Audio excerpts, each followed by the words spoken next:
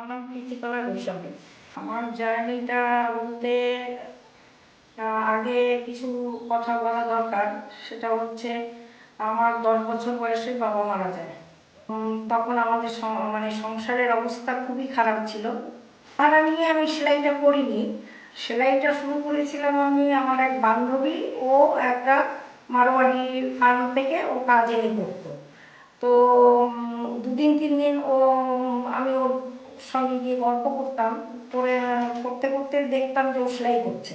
তো আমার হঠাৎ কি মনে হলো যে আমি একটু সেলাই করে দেখি তো, মানে হচ্ছে কিনা।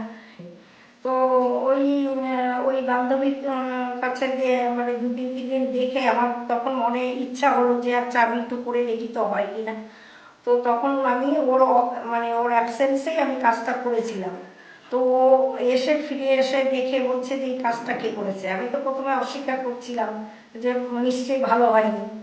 তো তখন ও বলছে যে তুই নিশ্চয়ই করেছিস। তখন আমি বললাম যে হ্যাঁ আমি করেছি, ভালো হয়নি তো। তো তখন বলছে যে না না, আমার থেকেও ভালো হয়েছে।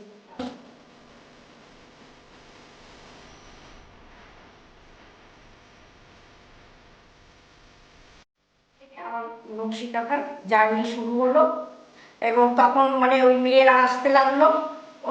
ওরাও পয়সা পেতে শুরু করলো, ওদেরও স্যালারি সিস্টেমে কাজ আমি শুরু করে দিলাম, আমাকেও মায়না দিত।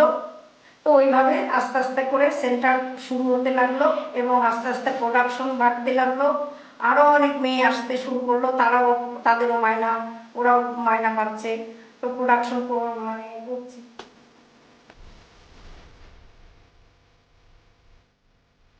এরকম কাজ জমা দিলাম, সেটা আবার রাত জেগে বসে বসে করে কাজ জমা দিলাম, ডিস্ট্রিক্টে ফার্স্ট হলাম, স্টেট অ্যাওয়ার্ড পেলাম, তারপরে রাষ্ট্রপতি পুরস্কার পেলাম।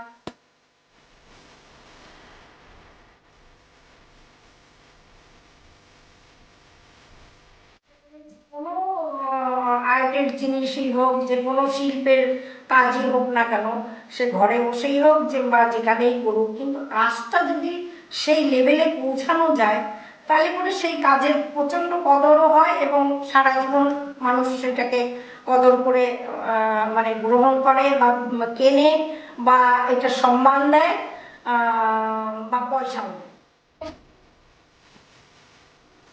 এগিয়ে আসুন মেয়েরা, যে যেই কাজ নিয়েই তারা মানে হাতের কাজ নিয়ে করতে চায়, তারা সেইটাকে যদি সেই লেভেলে পৌঁছাতে পারে, তারাও একদিন সেইভাবে দাঁড়াতে পারবে।